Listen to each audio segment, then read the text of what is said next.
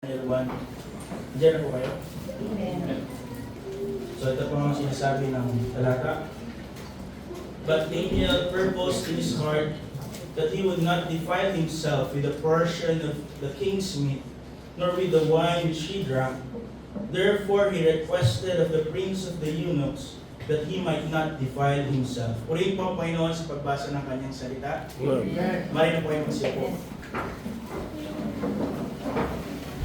Ang istorya po ni Daniel na itong tatlong magkakaibigan, ng kanyang tatlong mga kaibigan, ay isa po sa mga early memories ko na Bible stories.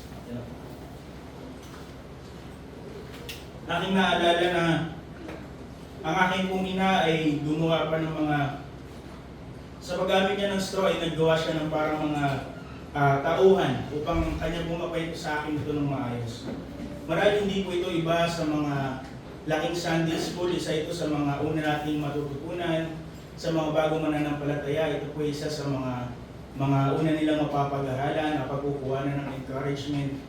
At marahil sa mga mas matagal na pong mananampalataya, alam po natin yung mga istorya ni Daniel, ni Meshach, Shadrach at Abednego by heart na hindi na natin kailangan pang balikan. So, marahil isa ito sa mga bagay na parang nakakapagpawaw sa atin sapagkat tila bagay yung kanilang sirkumstansya, tila bagay yung kanila pong nagawa, nakamit at na kanila pong napagtagumpayan ay para bagang mga istorya mula sa fantasy. Isipin natin, purnong apoy, sila nanindigan sila sa harap ng maraming mga tao, kaya naman po sila po ay hinubkob, sila po ay mga dalang bihag, ngunit sila po ay naninindigan sa kanila pong identity o kaya naman dahil sa pinagkaisahan si Daniel na siya po ay pinapili kung siya ba'y mananalangin patuloy sa Panginoon o kanya pong tatalikuran upang iligtas ang kanya pong buhay. At alam nga po natin ang sagot doon. Dali po natin isipin na parang, wow, they are great people who have done great things for their great God. Na parang napakalayo po sa kanila. Napakalayo natin sa kanila at napakalayo ng circumstansya natin sa kanila. Pero ang katotohanan po, they are the realities of life today. And that's what we will see in our study this morning.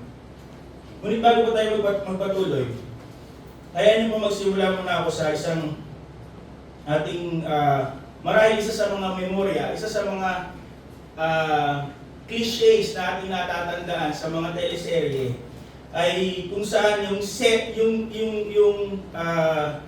scene kung saan po ang mayaman, matapobreng nanay ng isang lalaki na mayroon pong kasintahan will confront the girl at kanya pong sasabihin, magkano ba ang kailangan mo?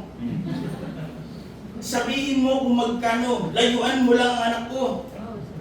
At in the typical telenovela, teleserye fashion, sasagutin siyempre ng babae, hindi ko po gusto, I'm not after your money, mahal ko pong tunay ang inyong pong anak. But if we are being honest, siguro, pagka tayo po napunta sa sitwasyon na yun, sasabihin natin, magkano ba pinag-uusapan natin? 1 million ba? 2? So the question po sa scenario na yun na lagi natin, madalas natin siguro nakikita in the past sa mga teleserye is, what is your price? Ano ang katapat mo? Ano ang katapat mo in this instance upang talikuran mo ang iyong pagmamahal? For you to compromise the love that you claim for that person. Siguro naman po wala, kahit pangarapin natin, pero wala naman po siguro pagkakataon na mapupunta po tayo sa ganong sitwasyon.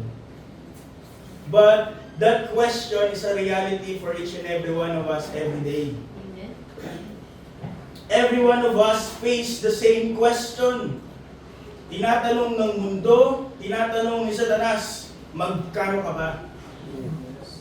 Ano ang katapat mo upang iyong talikuran ang iyong mga konbiksyon? Ano ang itatapat ko para babaan mo ang iyong standards. Para hindi ka na umattend ng services. Para talikuran mo ang gawain. Ano ang ibibigay ko sa iyo para hindi ka na manindigan sa katotohanan?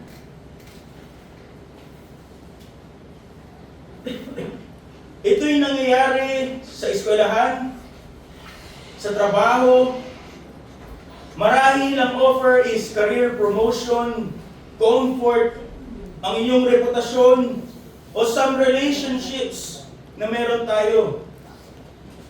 Ngunit ang katotohanan po, ang kompromiso po ay hindi nagsisimula sa malalaking bagay. Ito'y nagsisimula sa mas maliliit na mga bagay.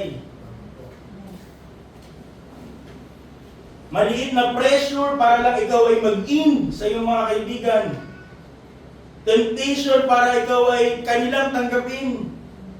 O kaya na may a little convenience for an easier path. Mga kapatid, convictions are never proven pagka po komportable.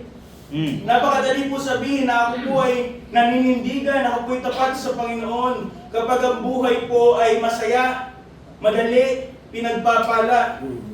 But convictions are proven under pressure. And that is exactly kung ano po ang naging karanasan ni Daniel at ng kanyang mga kaibigan. Sila po ay nasa lugar kung saan hindi po nila tahanan. They are in a perverse place, in a perverse period. At kung ating pong susuriin, sila po ay nasa kultura kung saan po sila po ay pinipilit na mag-conform. And all throughout those instances, all throughout those temptations na kanila pong naranasan, isa lang po ang tanong na tinatanong doon, magkano ka? What would it take for you upang talikuran mo ang iyong pananampalataya, ang iyong Diyos? Sa kanilang buhay, may kita po natin, hindi lang po ito applicable sa mga bagong mananampalataya. Hindi lang po applicable sa mga adults. Hindi lang po applicable sa mga may edad na. This temptation upang tumalikod, this temptation to conform to the world, is a temptation na mangyayari, is a war that is ongoing as long as we live. Amen. And that's why, napakaganda po ng inyong tema. It's not just purity, but it has to be purposeful. Amen. Kailangan mong sadyain. Tama. Kailangan mong naisin. Yes. And that's the message po natin pong pag-aaralan this morning. Tinirap ko na po yung inyong team. Purposeful purity in a perverse period. Una po, para maunawaan natin ano yung klase ng paninindigan at anong klase po yung kabanalan na ipinakita po ni Daniel at ang kanyang mga kaibigan. First, we have to look at the perversity of the period they are living. Pag sinabi pong perversity, ang Tagalog po nito ay kabuktutan. Ang ibig sabihin po nito ay sadyaang balugtutin kung ano po yung ayos na itinalaga ng Panginoon. It is to deliberately distort divine established order. Sa isa pong perverse society, it goes beyond just tolerating sin. Hindi lang po basta hinahayaang magkasala. Hindi po basta binabaliwala ang kasalanan. Bagkus it is celebrated. Hindi ba recently or this month lang that the LGBTQ community has celebrated their Pride Month.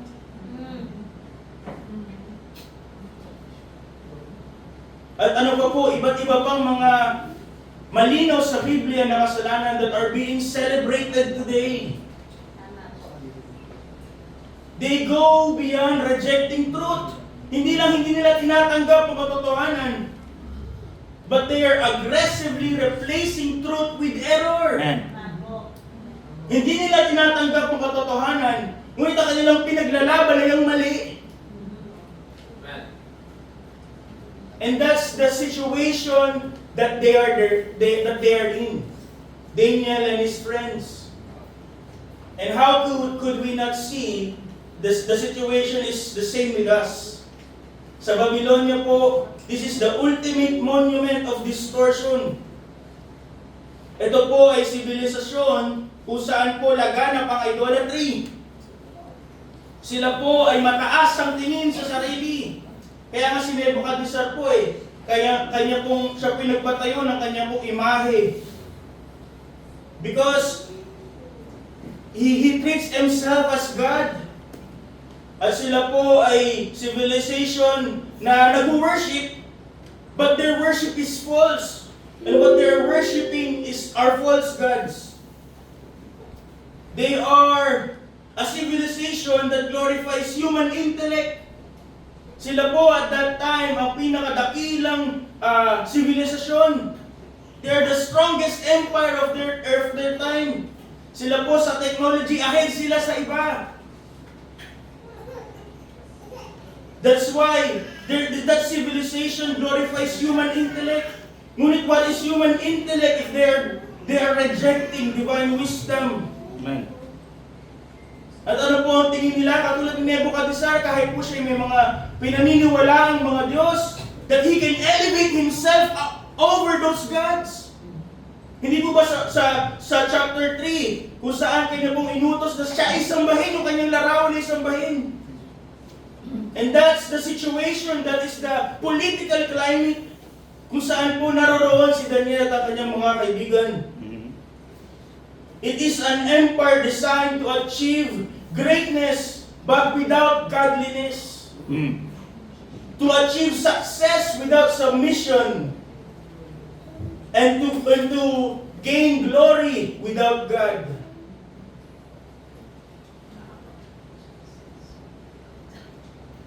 So we say that the perversion means may binalugtot, may binago. And that's what these people, that's what this empire, that's what this king had done to Daniel and his friends. Una po makikita natin that they were given a new home.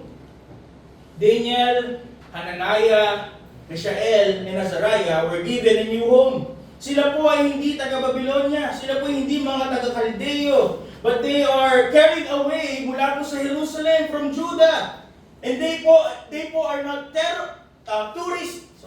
They're not tourists, hindi po sila turista na nagsa-sightseeing in Babylon, or hindi po sila student exchange. Na nag-aaral para malaman po yung mga technologies and whatnots ng Babylon. Sila po ay mga captives. Sila po yung mga prisoners na ginuha po mula sa kanilang tahanan at inilagay in the middle of enemies. Sila po'y kinuha mula sa kanilang pamilya. They were removed from their homelands. At ang mga maaaring mag-impluwensya sa kanila ng tungkol sa kabanalan have been severed. We talk about Daniel, Meshach, Shadrach, and Abednego, ngunit hindi silang apat lamang po mga kabataan na kinuha mula sa Jerusalem, sa Judah. They live in that period kung saan po almost maybe all of them have compromised, have accepted yung perversion na ginawa po ng Babylon sa kanilang identity. At kung ang apat na magkakaibigan na ito, had they choose to compromise, marami pong makakaunawa sa kanila.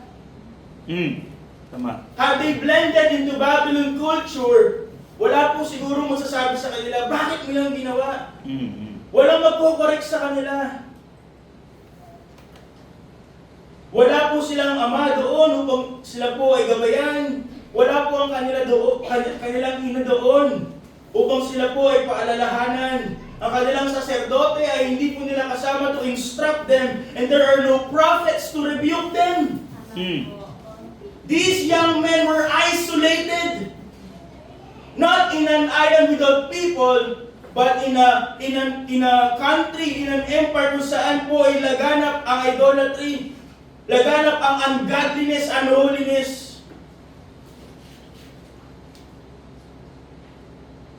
And it is in isolation where compromise is born.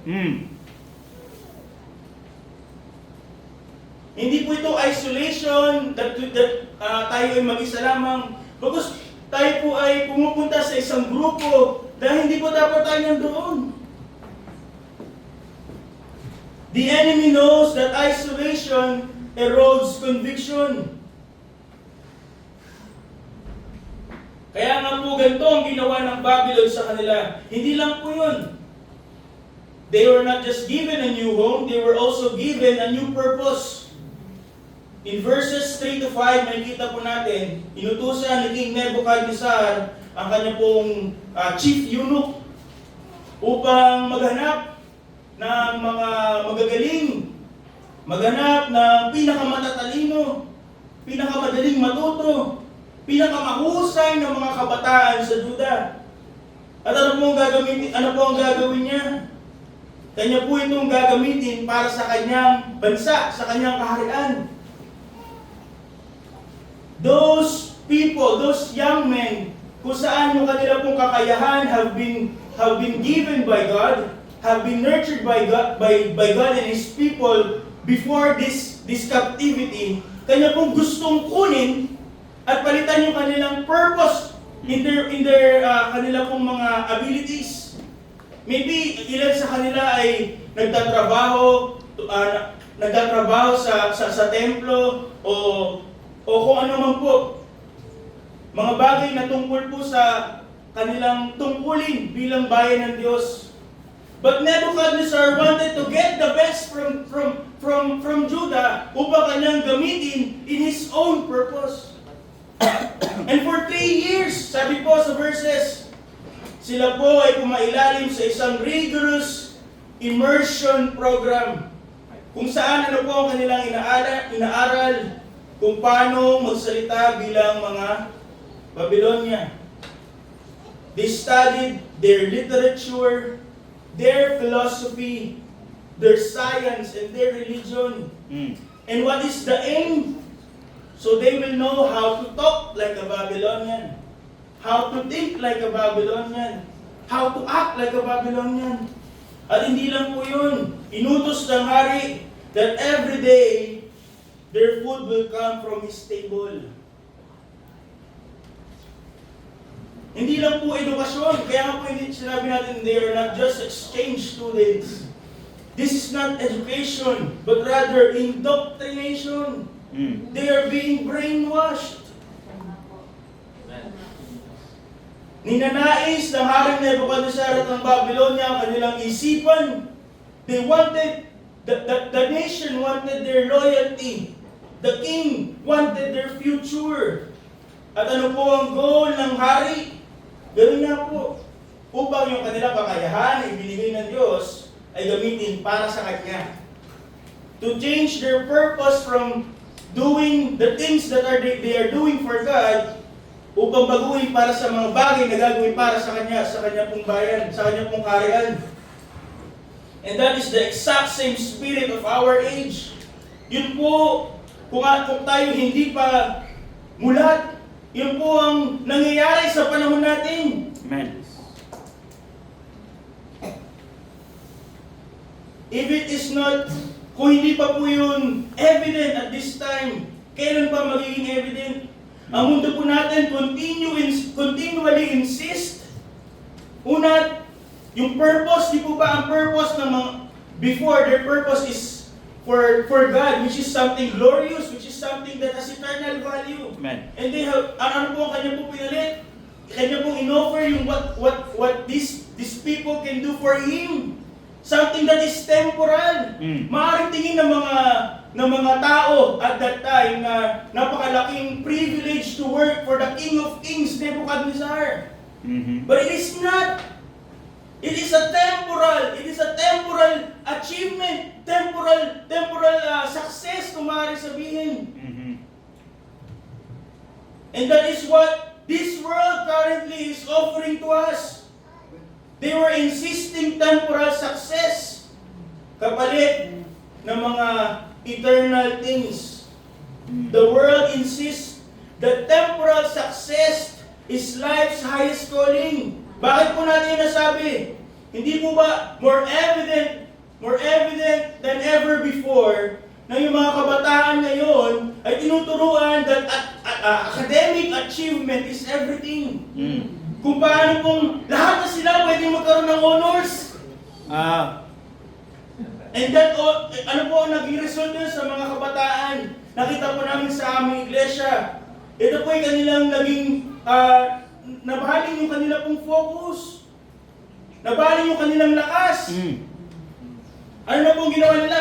Kanila pong sinakripisyo ang pananambahan.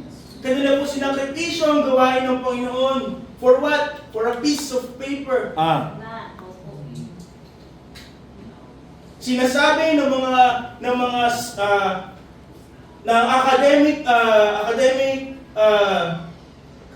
akademya na para ang mga kabataan ay magkaroon ng magandang kinabukasan, they have to do it. They have to focus, they have to give everything on their studies.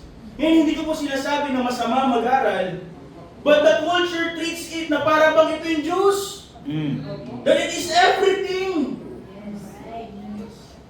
At handa pa at ini-encourage these young people upang talikuran ng gawain.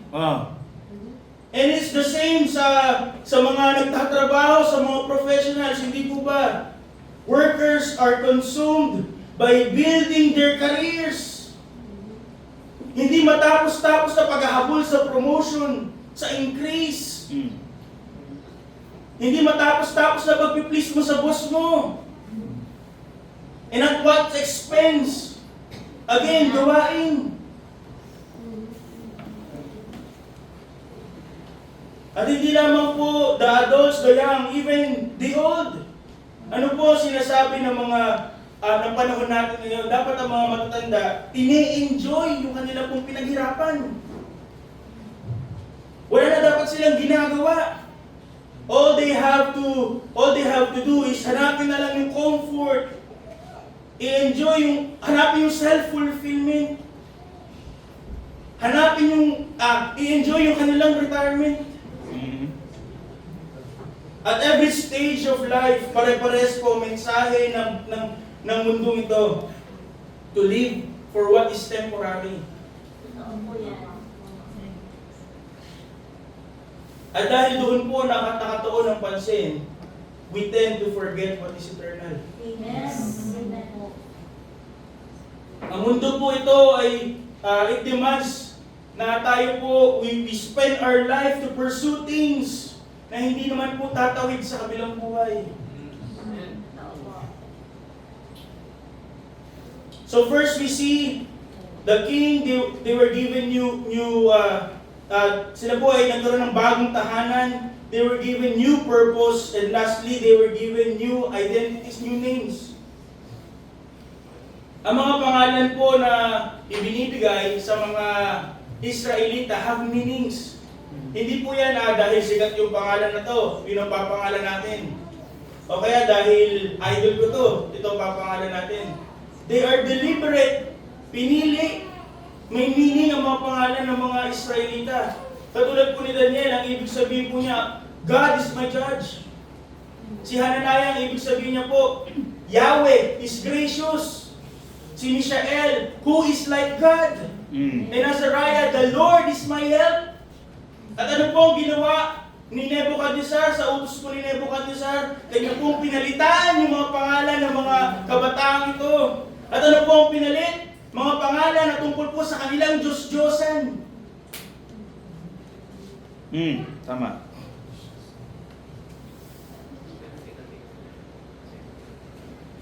Hindi lang po nila nais baguhin kung saan sila nakatira, kung paano sila magsalita. This empire wanted for them to forget their God.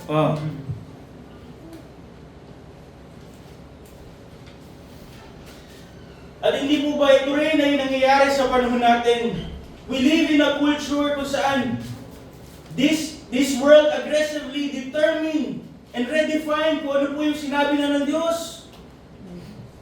Pilit nilang binabago yung katotohanan na inilatag na ng Diyos, yung disenyo ng Diyos. Katulad po ng na ang gender is not determined by birth. It is determined by choice. Kung saan po ang tawag nila sa bata sa sinapupunan, a clump of cell. That they don't have their own right to live. That they are the mercy of their mothers. At ano po ang tawag nila sa abortion? Healthcare. Oh. Ano po ang kanilang katotohanan ngayon? Yung iyong katotohanan. You live your own truth. Ano po ang morality? Basta ikaw ay masaya. At sino na po ang nasusunod? Sarili. Bawat isa ay nasusunod, sarili nila. Katulad din po ng Babylon, our world had redefined hindi lang po yung identities, yung design ng Diyos, but also the label of sin. Yung pangangalo niya, ano na po ang tawag? An affair. Yung sobrang yung pagkalasing, paglalasing, pagiging lasinggero, ano po ang tawag nila dito? Just having fun. TGIF. Ano po ang tawag nila sa kapalaluan? Self-esteem. Ano po ang tawag nila sa hindi pagsunod? Sa paggawa ng sarili mong kalooban? Ano po ang tawag nila sa rebellion? Self-expression. And what are they trying to do? They are trying to relabel sin upang maging katanggap-tanggap sa tao. Totoo po yan. Opo. At hindi po ba tinanggap na nila? This is the core of perversity. Hindi lang po sa paggawa ng hindi tama. Perversity is when people are calling what's wrong right and what's right wrong. It is not merely rejecting God's truth. Ito po yung pagpapalit ng opinion sa suwestyon, kalooban ng tao sa katotohanan ng Diyos. Ano po ang sabi ng mundo? To follow your heart. Ngunit ano po ang sabi ng Jeremiah 17? The heart is deceitful about all things. Ano po ang sabi ng mundo? Love yourself, live for yourself. Ano po ang sabi ng Panginoong Jesus? If any man will come after me, let him deny himself and take up his cross daily and follow me. Ano po ang sabi ng mundo? Seek your own glory. Gawin mo lahat para magawa mo the best that you can. Marating mo yung maximum potential. Ngunit ano po ang sabi ng Biblia? 1 Corinthians 10:31, wherefore therefore ye eat or drink or whatsoever ye do all for the glory of God. At yun po yung kalagayan ng panahon ni Daniel, ni Meshach, ni Shadrach, at ni Abednego. The king of Babylon had targeted their home, their purpose, and he tried to change their identity. At ilang taon na po, ilang libong taon, daang taon na nakalipas. Ganun pa rin po ang strategiya ng mundo. Tama. The word still works to isolate God's people. Alisin yung mga holy influences. Hindi mo na kailangan umalis ng bahay mo eh. Tama. Tignan mo lang yung cellphone mo. Magbabad ka sa TikTok, magbabad ka sa Instagram, or whatever. At ano po nakukuha natin? Holy influences? Hindi. Binabago yung ating purpose. Amen.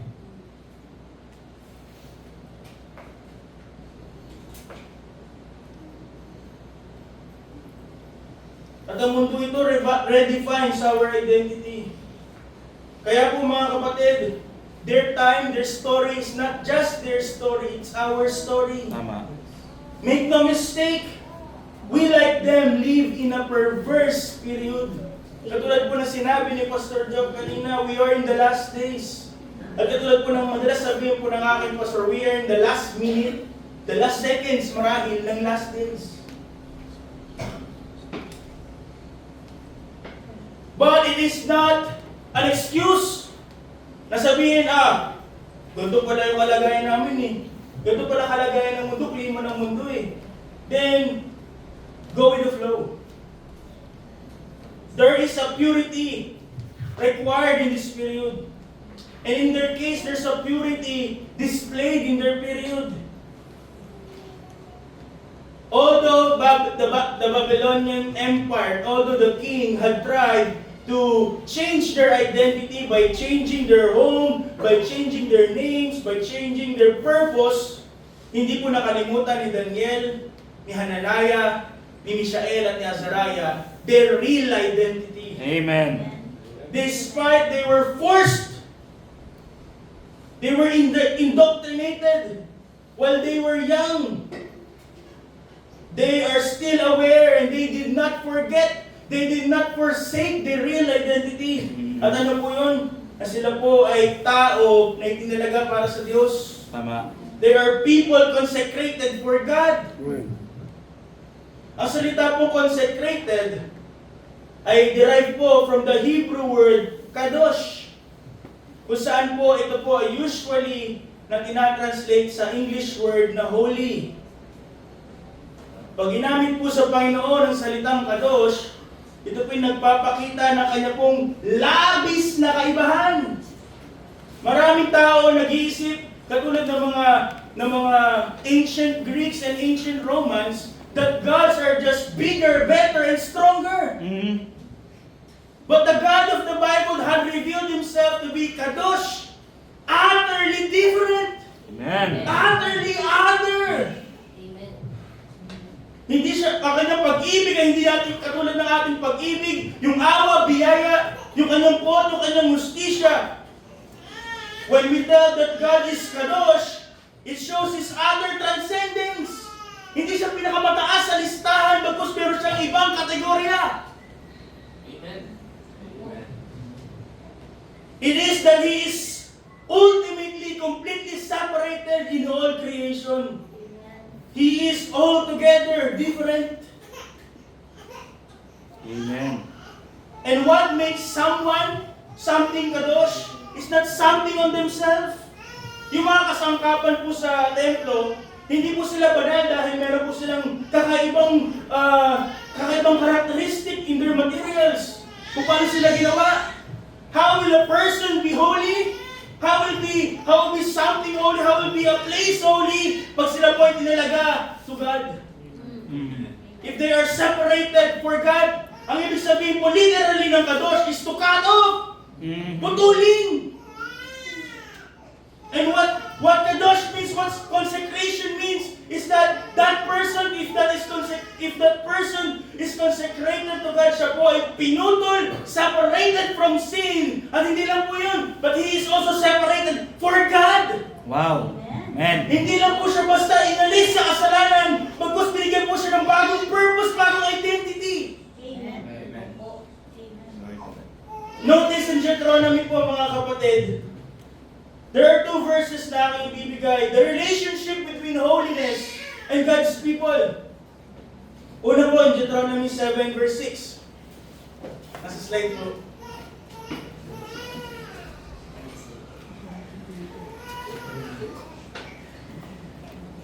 Yan, Deuteronomy 7 verse 6. Basa niyo ba?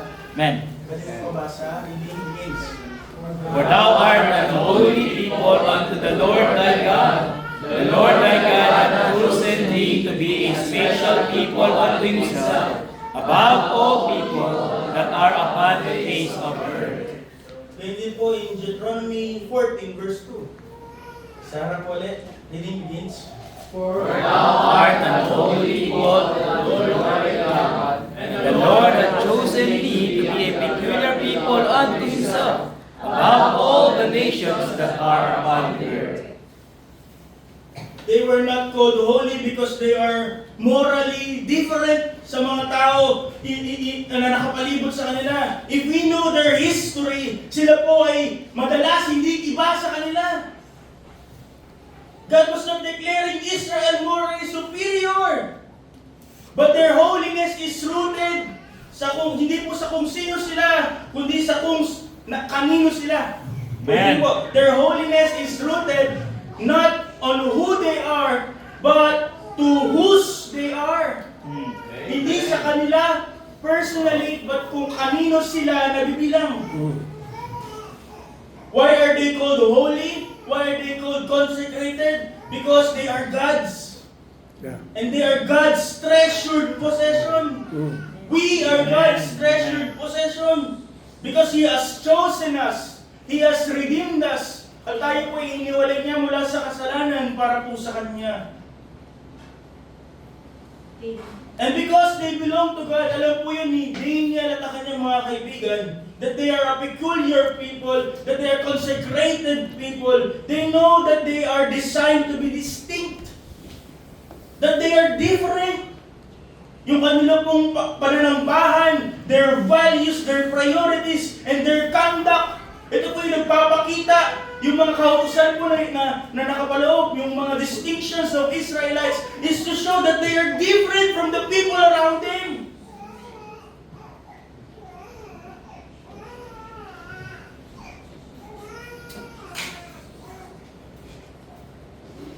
They are expected to be holy because they are separated from sin and they are separated for God.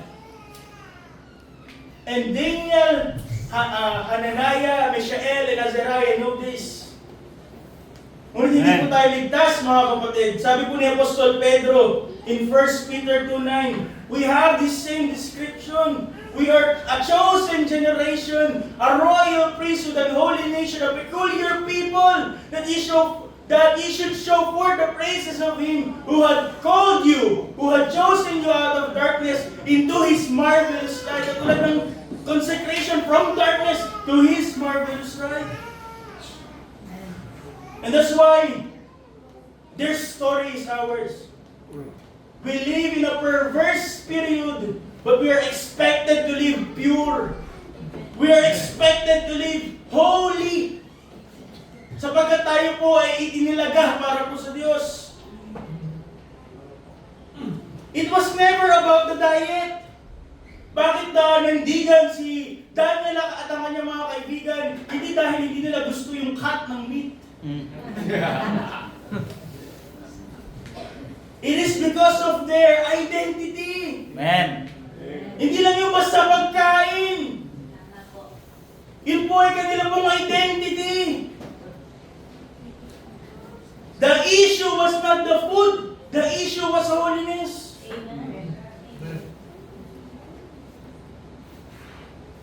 Hindi po yung kanila pong conflict in Daniel 1 ay hindi po nila gusto yung pagkain. The conflict there is whether the Hebrews who are consecrated for God will continue living as His consecrated people. O magiging katulad ba sila ng iba ring mga kabataan that have succumbed to conformity? That have, na sila po ay sumuko at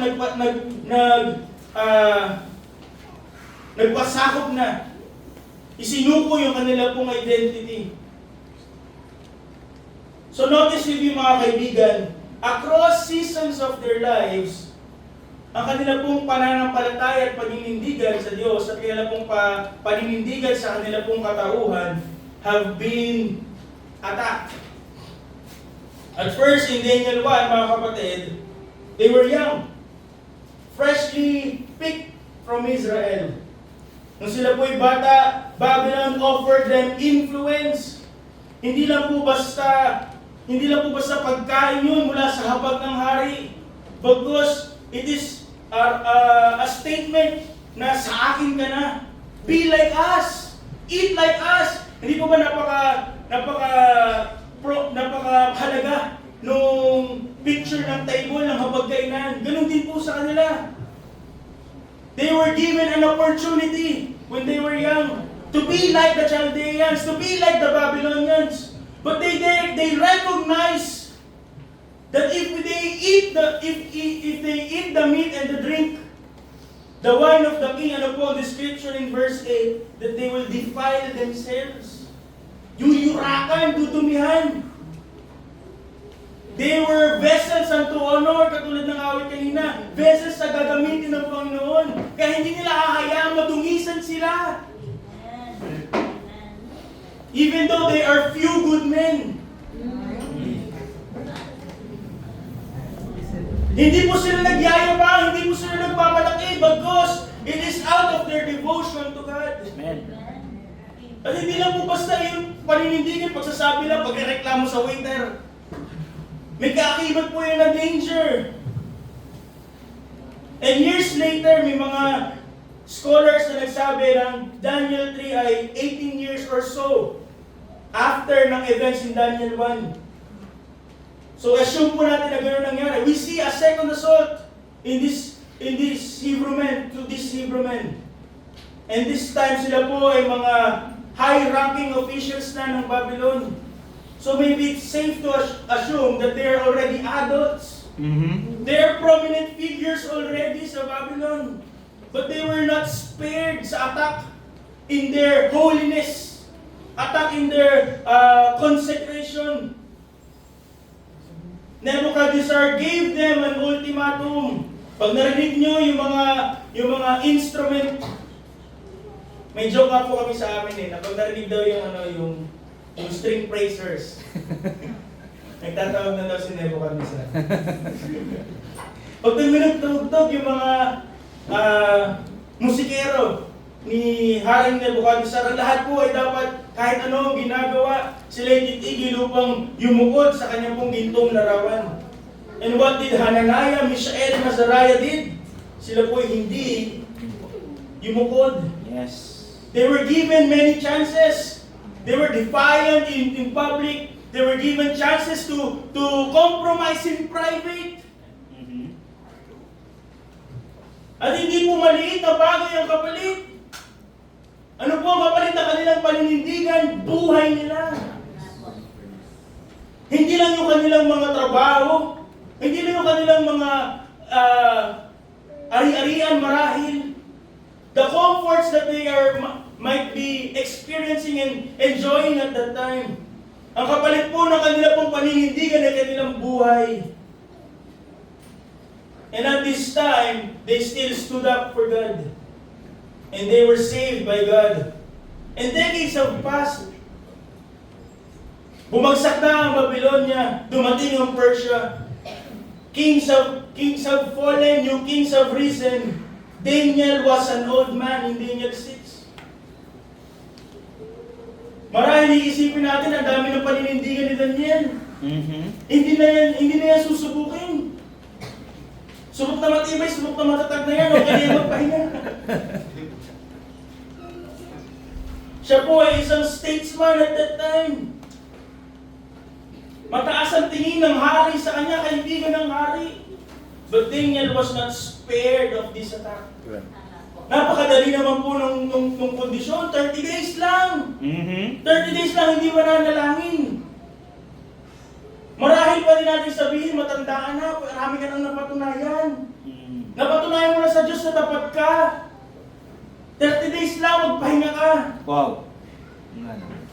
But we know the story. Nang nalaman niya yung kautusan na ipinasa ng hari, siya umuwi sa kanyang bahay and business as usual. Binuksan ang bintana at nanalangin.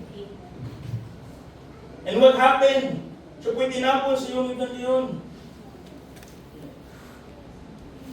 Over and over again, yung kanila pong consecration, yung kanilang pagiging iba was attack. Yung kanila pong pananampalataya at paninindigan para sa Diyos was attack. And from these attacks, may kita po natin a fundamental question. Kanino ka nabibilang? Mm. Who do you belong to?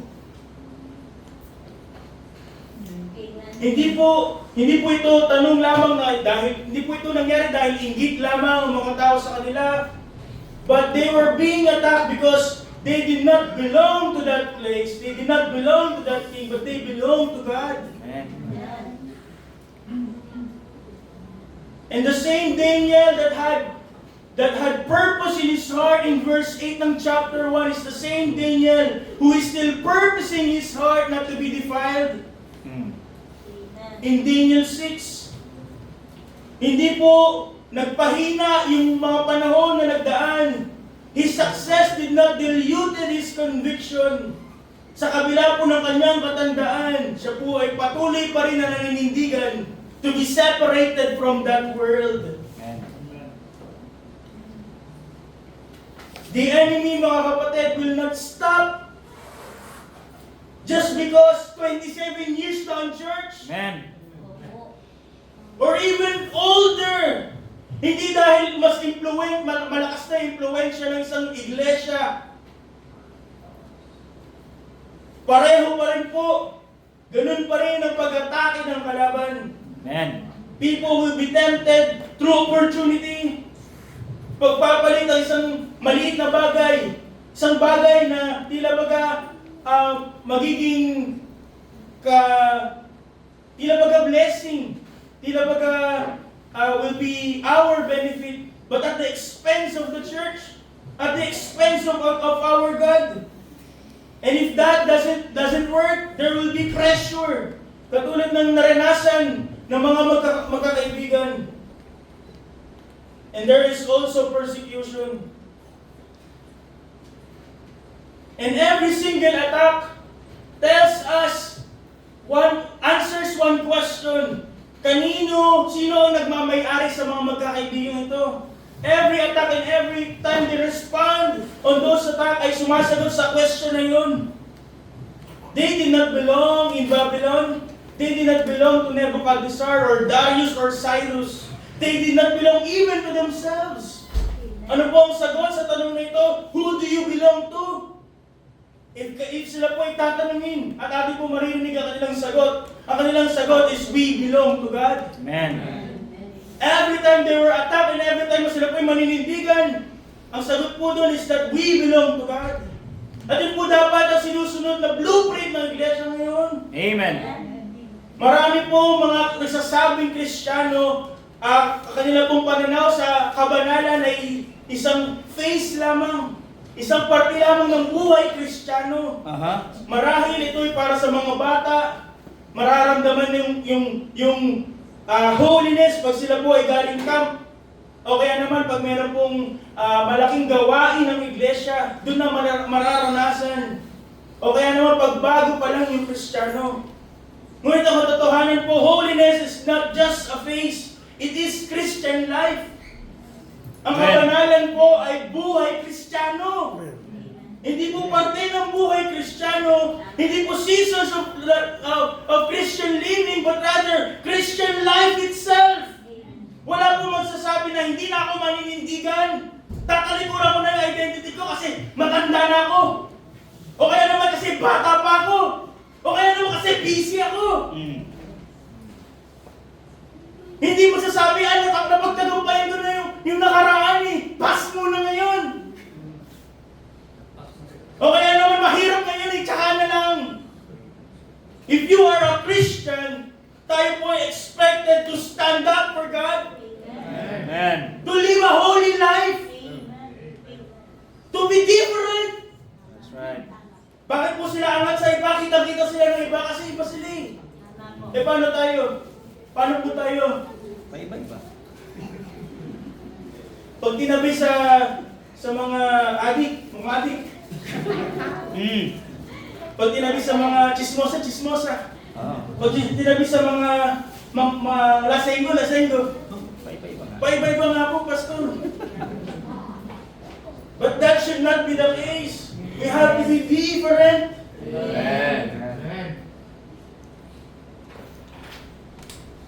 There must be a pursuit of holiness sapagkat po habang buhay din ang battle against holiness. Habang buhay aatake ang kalaban upang tayo pabagsakin, upang tayo ay ilihis ng landas, upang tayo ay tulak patalikod sa Diyos. That's why holiness must be deliberate, must be purposeful. Hindi po siya isang bagay, isang pagkakataon na sasabihin mo, maninindigan ako. Hindi siya isang pagkakataon na nanindigan ka. But all throughout our lives, hanggang tayo po ang bawiin ang hiram na buhay na ito. Amen. O kaya naman bumalik na siya ang Panginoong Jesucristo. What made their testimony remarkable? Sapagkat hindi po sila nanindigan sa isang pagkakataon lang. Maybe there are maybe there are other instances sa kanilang buhay that they have been attacked. And I am sure they have withstood it. Na sila po'y nanindigan again and again. Sila'y nanindigan nung sila'y bata, when they were adult, and even when they are old. Nagpalit ng imperyo, nagbago ng mga hari, nagbago ng mga sirkumstansya ng buhay, but their consecration remained concrete. Amen. Hindi nagbago yung kanilang identity. Ano po ang tingin ni Daniel sa kanyang sarili? Hindi advice sa hari, bagkus siya po ay a person consecrated for God.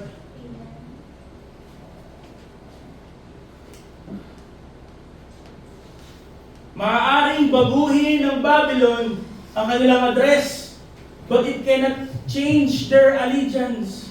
It failed to change their allegiance. Babylon rewritten their names, but it did not change their nature. Babylon have threatened their lives, but it could never claim their loyalty. Amen.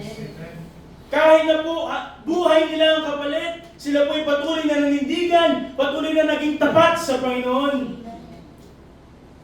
And this is the same calling. This is the same call na ating pong natatanggap ngayon. We are called to be holy.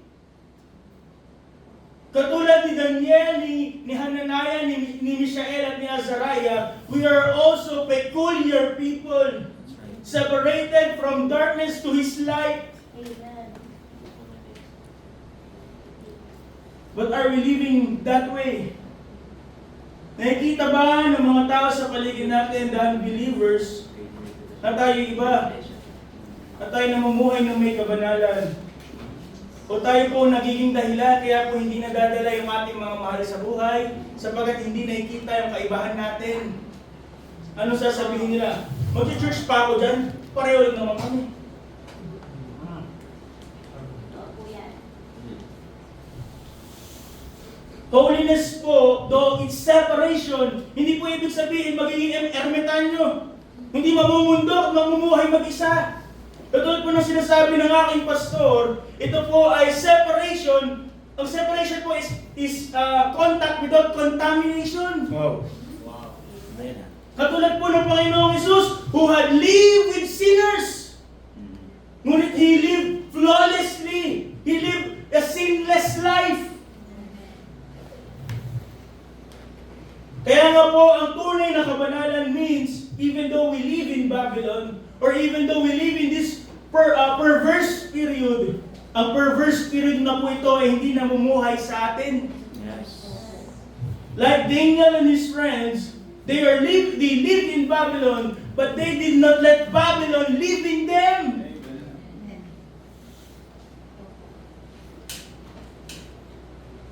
What did they show is posible to live in total purity even you are in the epicenter of perversity.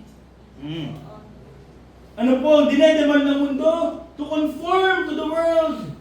But God demands to be consecrated, mga kapatid. Amen. Amen. The world rewards compromise, but God honors holiness. In whatever stage of our life, whatever opportunity or pressure or persecution na pwedeng i-alok ng mundo, nawa po, we all remain fixed. At hindi po baguhin ito ang ating tunay na identity bilang mga tao ng Panginoon. And lastly, mga kapatid, we've seen the perversity of this period, the purity in this period, and lastly po, the purpose in this period. We are expected to survive in such a harsh environment. We are like sheep for the slaughter. So how do we survive in such an environment? Paano mo tatanggihan ang mga alog ng kalaban? How do we maintain our standard of purity? How do we fight and continue to refuse the demands of this world? May kita po natin yan sa ating teksto. sa ating susing talata in Daniel 1:8. But Daniel purposed in his heart that he would not defile himself with the portion of the king's meat, Amen. nor with the wine which he drank. Therefore he requested of the prince of the eunuchs that he might not defile himself. Everything hinges on that single word. Purposed. Pinasyahan sa Tagalog. Mhm. Pinili. Amen. Sinadya. Bago pa po mangyari in public, every attacks that they have faced, and every stand na kanila pong ginawa, there is something in private na ginawa po ni Daniel at kanyang mga kaibigan. They made a private decision. Amen. Before there was a fiery furnace, they have settled their conviction. Amen. Before there was a lion's den, they have surrendered their heart.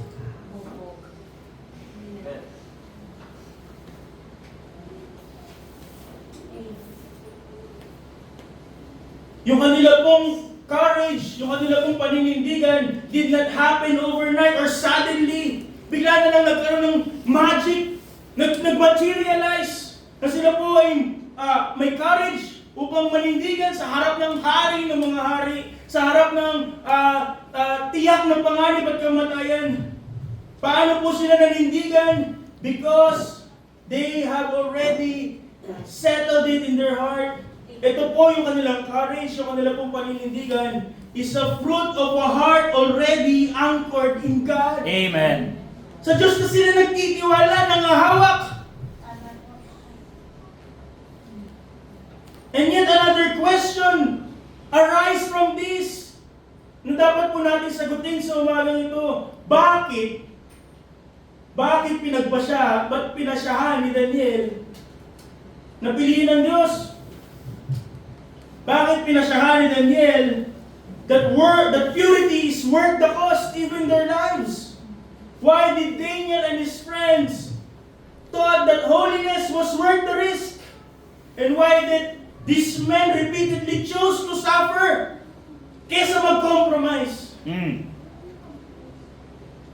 Kung ang kanila pong ninanais ay katanyagan, they already had that. At kung sila po ay nagkaroon na ng mga posisyon, at kung muli po silang inatake, makikita po natin kung yun po talaga ang kanilang purpose, ang kanilang motibo, hindi na po sila maninindigan. But they were ready to give up yung kanilang pong prominence. Kung ang kanilang pong motibo ay kayamanan at kabantugan, they experience that. Given ng kanila pong mataas na posisyon sa gobyerno po ng Babylonia. But they were willing to sacrifice that. Just to what? Just to stand for God again. At kung hinahanap po nila ay comfort, kaginhawaan, o kaya naman po ay pagiging ligtas, di sana po sinara na lang ni Daniel yung kanyang mga bintana at hindi muna siya nag-pray na makikita ng iba. He could have prayed by himself na mataimtim na tahimik. Ipikit lang ang kanyang mata that others will not see, na hindi po nila i-interpret na panalangin yun. Kung comfort mo ang hinahanap ni Daniel, but hindi po eh. He still stood up for God. Amen. So what is the answer to the question? Bakit nila pinili na manindigan? Bakit nila pinili po na magpakabanal? Why do they choose purity? Why do they choose holiness? Even though at the face of suffering and great danger. Lahat ng kanilang response on this crisis will answer one question. At lahat po ng mga ginagawa po natin sa mundo ito, lahat po ng ating mga desisyon will answer this question. Gaano kahalaga ang Diyos sa iyo? Amen. What is God's worth to you? At yun po sinasagot ni Daniel, ni Hananiah, ni Mishael at ni Azariah, every time they are being attacked, they are showing God's work sa kanila pong response. At the king's table, before the golden image in the fiery furnace, under the king's decree, and before the lion's den, ano po ang response ng mga taong ito? That God is worth more. Amen. That God is worthy. That God is worth more than promotion, than popularity, than prosperity, than protection, and even than life itself. Hindi sila mga baliw na tao na natatayo at kanila pong hahamunin si Nebuchadnezzar. But they know God is worth it. Ano po ang declaration ng tatlong magkakaibigan na sila po ay kinumpronta na ni Nebuchadnezzar? In Daniel 3:17, ano po sabi nila? Our God whom we serve is able to deliver us from the burning fiery furnace. Ano po pinapakita dito? They know their God. The power of their God. Of what their God can do. Kilala nila tunay ang kanilang Diyos. And their confidence is immense. Their confidence is 100% sa kanilang Panginoon. Yung kanilang pananampalataya ay hindi kayang yugugin. But then they continue. Marami sa atin katulad nila at the first part, we claim that God whom we serve is able to deliver us from the burning fire furnace. But if we truly see the Word of God, if we truly know the Word of God, we will also say from our mouth the next phrases na kanila pong sinabi. Hindi po sila natapos doon. Na ang Diyos makapangyarihan, kaya kami ililigtas, ililigtas kami ng Diyos. They have this conviction in verse 18. But if not, Amen. Amen. kung hindi kami iligtas ng Panginoon, hindi namin siya tatalikuran. Amen. Hindi namin babahiran ang aming kalinisan, ang aming kabanalan. We will not serve thy gods nor worship the golden image. But if not, hindi po ito pagdududa. They truly believe that God could save them. Ngunit ang tunay po na nagtitiwala, hindi po nakaayon sa kanyang kaalaman. Hindi nakabatay sa kanyang plano. Paano kung hindi yun ang plano ng Diyos? And they still know that God is worthy even at those times. They have already resolved to obey kahit na hindi sila iligtas ng Diyos. Amen. Kahit na hindi maging maganda, hindi maging comforting, hindi maging blessing ang result. They believe that God is worthy enough to be obeyed regardless of the outcome. Amen.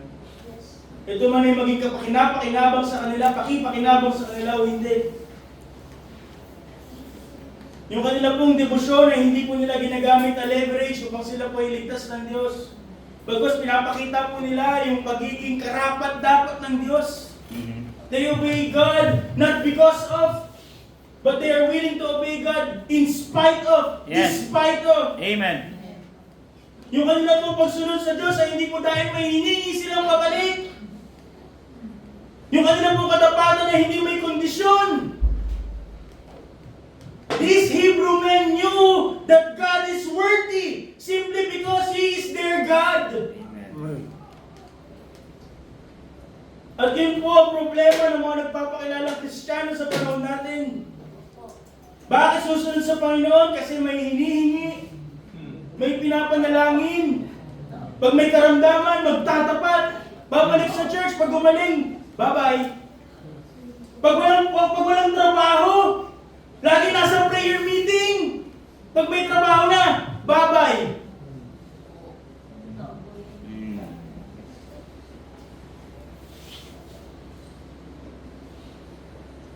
Modern Christians, so-called Christians, will only worship God for what He will give for what God will perform to them.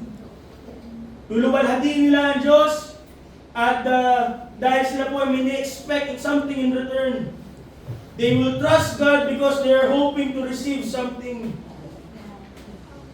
Ngunit, dapat po natin makita yung tunay na pagtitiwala at tunay po na paninindigan from this man, from this Hebrew man. They are beyond transactional faith. Hindi dahil meron silang gusto. They valued God and they valued their identity being the people of God because of God Himself. Amen. Sa Diyos lang mismo, nakabata yun. Katulad po na sinabi ng salmista in Psalm 73:25, ganun din po, marahil yung kanila pong paninindigan, whom I have in heaven but Thee, and there is none upon earth that I desire beside Thee.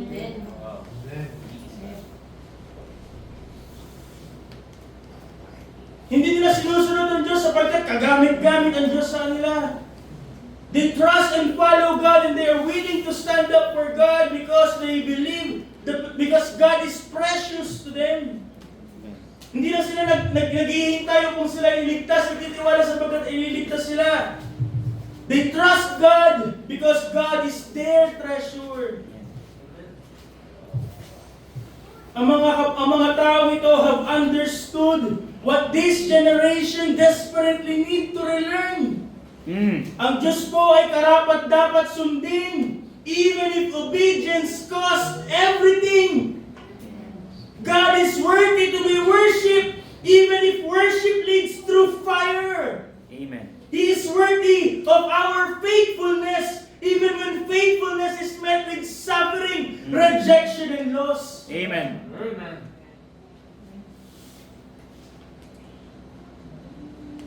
What we can see here is that they have 20/20 vision of who God really is. Amen. Tama. They have a right view of God. They know the greatness of their God. Alam nila yung kadakilaan ng pagtawag ng Diyos sa kanila, but more so the greatness of the one who called them. That's why they prioritize their holiness, because they know who the one who called them is holy.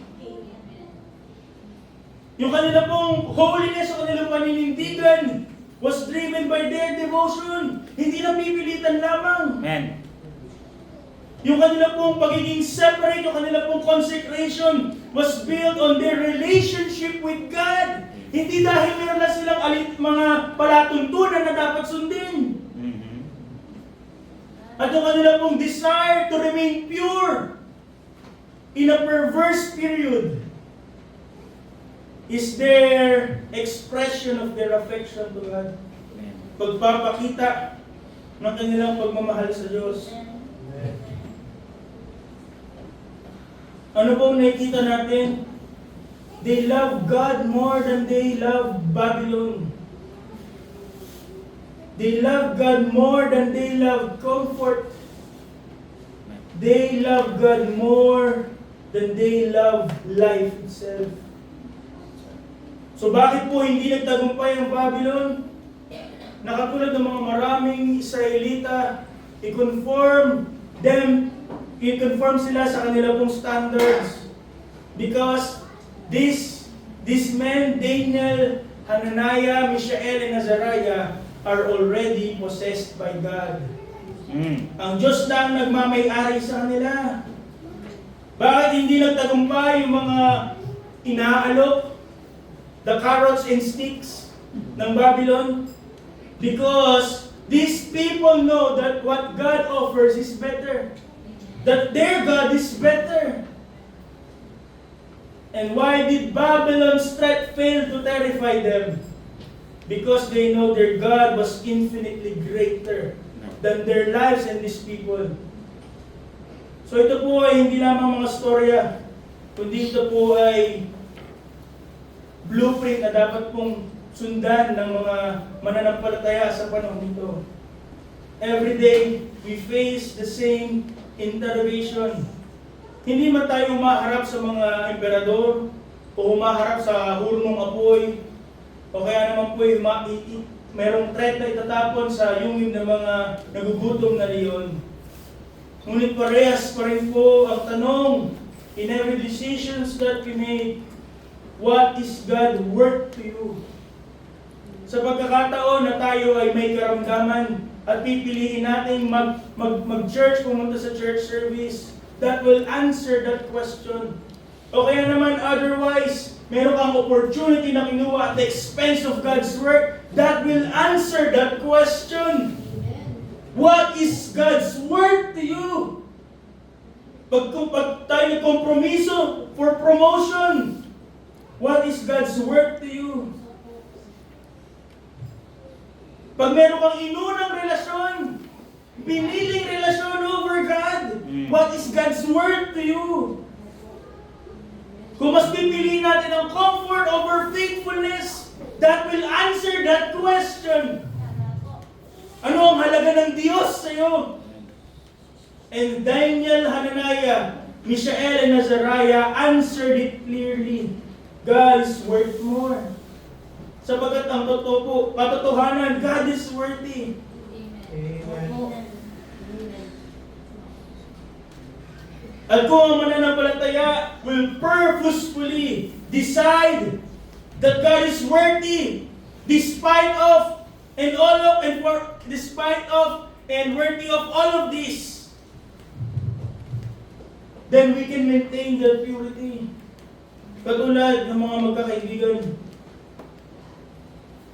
Babylon tried to manipulate their home, their purpose, their identity, their worship, yung kanila pong pananampalataya.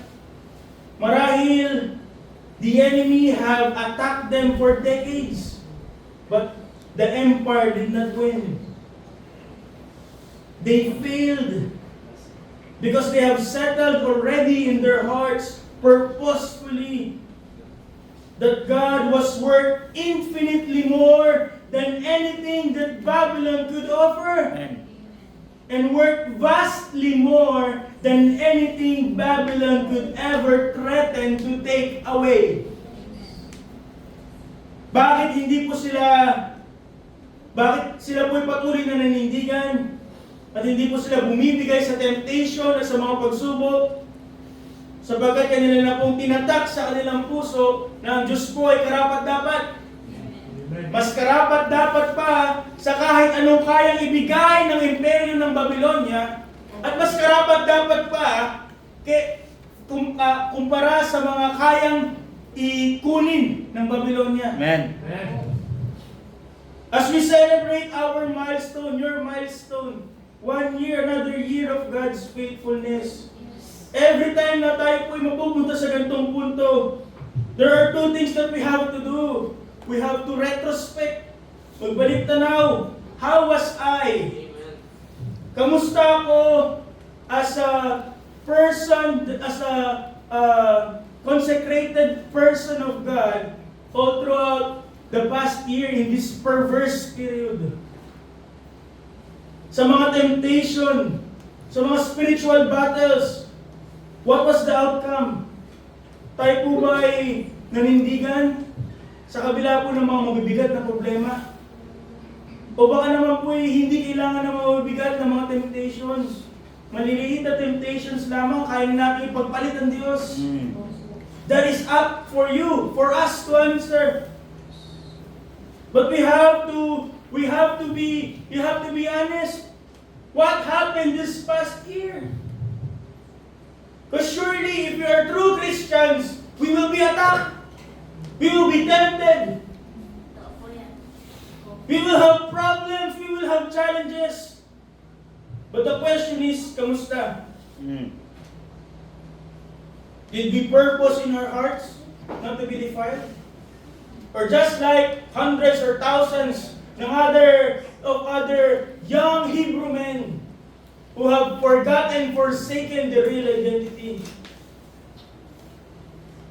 And the next question is, the next thing that we have to answer is, what will we do now? Ano nang gagawin natin from this point onwards?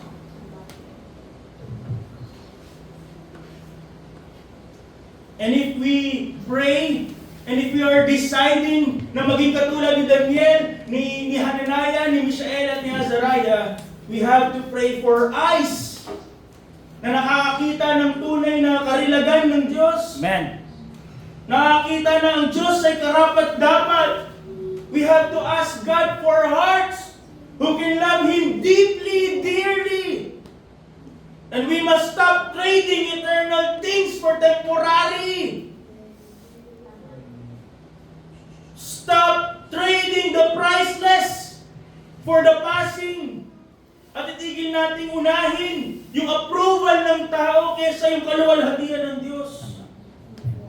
May we purpose in our hearts, katulad po ni Daniel and et al., that we will not be defiled of the spirit of this age. Nawa po we pursue purposeful holiness, purposeful purity, at hindi po temporary commitment. Hindi dahil may hinihinging kapalit, but rather nawa po'y maunawaan natin that this is, bilang mga tunay na Kristiyano, is a lifelong calling. My prayer is that from this point forward hanggang sa tayo po'y muling mag-celebrate ng another year of God's faithfulness, na makita po ng Panginoon lahat ng mga struggles natin, lahat po ng mga problems natin na pagdaanan, ngunit nakikita niya po na tayo po ay nanindigan. Sa kabila ng kung ano man po ino-offer ng mundo, prosperity, or even the pressure and persecution that the world can do, nawa po until ang buhay na pahiram na ito ay bawiin, o kaya naman po ay ang Diyos, ang Panginoon po ay bumalik, nawa po ay patuloy nating makita sa bawat araw na ang Diyos po ay karapat-dapat. At tayo po ay sa bawat araw, sa bawat pagsubok, sa bawat problema, tayo po ay maninindigan. Because God is worth more than all that this world could ever offer. Amen. Yes. Ito po ang salita ng Diyos. Amen. Tayo po ay magsitayo, tayo po ay magtapos po sa Panginoon.